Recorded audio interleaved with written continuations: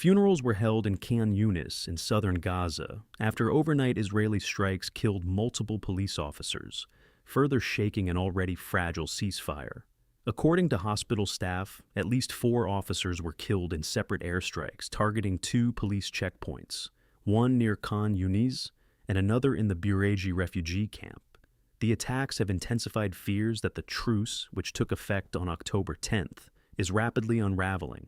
At Nasser Hospital, grieving families gathered around the bodies, wrapped in white shrouds. Mourners prayed as the bodies were carried through the streets before burial. Among them was Bassem Abu Shamala, whose son was killed in the strike. "My son was a policeman," he said. "They were maintaining safety and stability at the entrance to the camp, in a zone considered green. But the occupation does not differentiate between green and yellow."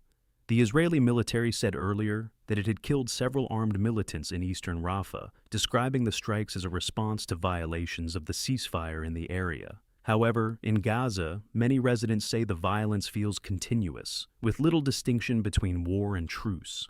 Scenes from Khan Yunis showed children crying, relatives collapsing in grief, and young boys mourning brothers lost in the strikes.